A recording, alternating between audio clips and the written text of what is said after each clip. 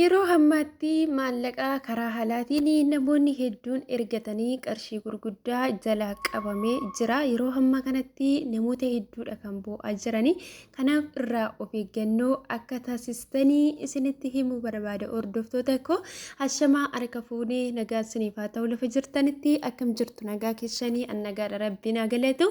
Haaraa kan dhuftanii Noora baga nagaan dhuftanii hanaa dhufu isiniin jedheetiin jira. Subscribe, like akkasuma immoo viidiyoo kana share yaada qabdanillee barreessuutii hin dagatinaa isiniin jechuuti barbaada. Yeroo hammaa kanatti maallaqni akka ergamaa hin jirredha jechuudha wanti dubbatamaatii jiru. Sana duraa namoonni lakkoofsa kana gaafatanii namoonni yaadaaf na barbaadan qofti jechuudha. Haa hin jedhina. Waan na barbaadaniif qofa na dubbisaa isiniin jedha. Namoonni tokko tokko lakkoofsa koo kan na gaafatan jalatti hin jirtu. Kanaaf profaayilii koo jala seentanii lakkoofsa wasaappii koo qofaadha jechuudha. Inni wasaappiidhaan na dubbisuutii dandeessu isiniin jedha. Akkasuma immoo mucayyoon tokko biyya Arabaa akka jirtu biyya Arabaa irraa gara Dubaay darbuu akka barbaaddu natti dubbattee turte jechuudha. Ani waan akkasii hin hojjedhu garuu haa ta'u iyyuu malee namni hojjetu hin jira waan ta'eef iyyuu warsisii qunnamsiisa. Kanaaf iyyuu keessan na dubbisiisiin jedha. Kana gochuun immoo kan dandeessu yoo paaspoortii qabaatte jechuudha. Suura isaa of harkaa yoo qabaatte akka sanatti siif xumuramee to'ii darbuutii dandeessa siin jedha. Haadha koo komentii jala na gaafatte waan turteef asuma siif haa deebi'u siin jechuu barbaada. Waa'ee maallaqaatiin immoo wal qabsiisee yeroo baay'ee jechuudha nuti maallaqni karaa alaatiin ergamu keessumaa nuyi obboloota biyya Arabaa yookiis immoo mana madaamii keessa jirru hedduu tokko nu fayyada isiniin jedha. Holi ka'ee jira waan ta'eef karaa halarraatiin yeroo hedduu halarraan jechuudha kan nuti ergannu. Anillee alamarraa nan ergadha malee baankiidhaan yeroo muraasaaf yeroo Beerut keessatti doolaarri dhabamee ture libineen isaanii naa galchanii akka sanatti baankiirraan ergadhe malee ani dhufeeyyuu karaadhuma halaatiin kanan ani ergachaa ture isiniin jedha obboloota koo.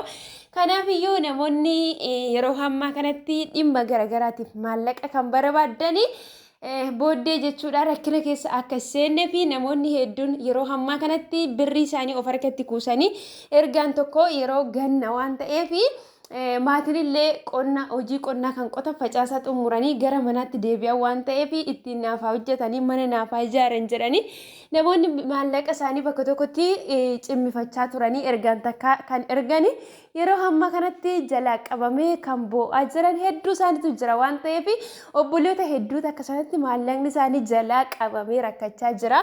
Kanaaf iyyuu jechuudha namoonni maallaqa keessan karaa halaatiin ergachuu barbaadani asumaanii akka hin erganne isiniin jechuu barbaada. Maaliif sagaleellee isinii taa'ame dallaalota akkasina godhee akkana na godheen hin jiru jechuudha. Sababni isaayyuu mootummaan maallaqni karaa halaatiin yookiis immoo gabaa gurraachatiin akka hin gallee akeekkachiisee jira. Keessumaa namoonni Saawud Arabiyaa keessatti argamtanii Dubaayitti ergitanii Dubaay irraa immoo gara Itoophiyaatti kan galchitanii mootummaan keessumaa biyyoota Arabaa jiran keessa Dubaay irratti baay'ee xiyyeeffannoo kennee jira jechuudha. Maaliif mootummaan Dubaayitii fi mootummaan keenya walitti dhufeenya hariiroo gaarii isaan gidduu jira waan ta'eef xiyyeeffannoo isaa warra Dubaay jiranii baay'ee irra kaa'ee yeroo hammaa kanatti kanatu jira waan ta'eef maallaqa keessan of harkatti qabadhaa obboloota koo. Akkamitti akka nuti finnu gola Arabaa keessatti numa mataa keenyatu beekasiniin jedha.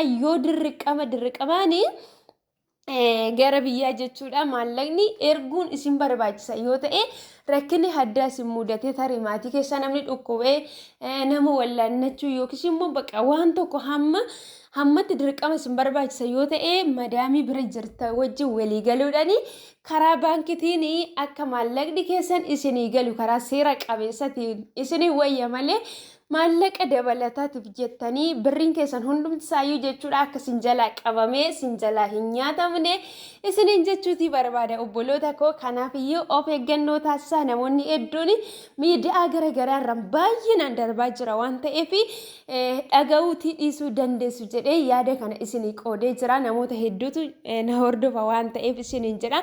Kanaaf iyyuu of eeggannoo taasisaa isiniin jedha obboloota koo. Dabqi keenya nu marara isiniin jedha yoo dirqama hin taane immoo haalli kun akka kanatti itti fufuu dhiisuu danda'a waan ta'eef iyyuu maallaqa keessanii of harkatti hambifadhaa isiniin jedha. Maaliif maallaqa ani yeroo kanatti amma hin ergu hafe ta'e sababni isaayyuu birrii gadi bu'aadhaanii karaa baankii erguun baay'ee nu miidha jechuudha. Maaliif akkatti dadhabnee hojjanneef inni hin beekna waan ta'eef iyyuu karaa halarraatiin baay'ee nuuf dabala waan ta'eef halarraan ergachuu nu wayya. Kanaaf iyyuu obboleewwan koo maallaqa keessanii dirqama ammatti erguu hin qabdan yoo ta'e ofii keessan biratti qabadhaati. Maallaqa keessanii amma haalli isaa sirratutti akka kanatti waan afuuf fakkaatu waan ta'eef yeroo deebi'e jechuudha karaa gabaa gurraachatiin ergachuun yeroo sana ergattu waan ta'eef birrii keessanii madaamii harka immoo hin teechisiinaadhaa fuudhatoo harka keessan irratti qabadhaa. Warri immoo harka keessan irratti qabachuuti hin dandeenye jechuudha mana madaamii keessa teessanii ta'u jechuudha. Madaamii keessan kan hin amanne hojjettoota lamaafaa kan hojjettan jechuudha. Boodatti qorobsatti akka hin galle maaliif ijoollonni keenya yeroo baay'ee waan gaarii walirratti hojjeta waan ta'eef maallaqa keessanillee sin jala fuudhamuu danda'a waan ta'eef iyyuu karaa baankiitiin ergadhaadha. Isiniin jechuu barbaada yoo haalli mijataan isiniif jiraate hojjettoota wajjiniin hojjettan kophaa hojjettu mana keessa madaamii keessanis nama akkas isin rakkistu miti ijoolleen hin jiranii maallaqni keessan homaan ta'u yoo ta'e of harkatti qabadhaa isiniin jechuuti barbaada obboleewwan koo.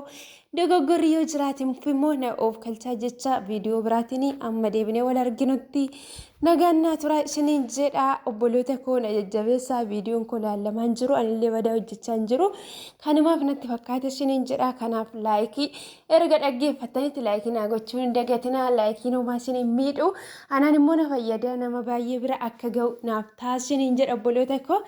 Galatooma turtii keessa waan na wajjin gootaniif.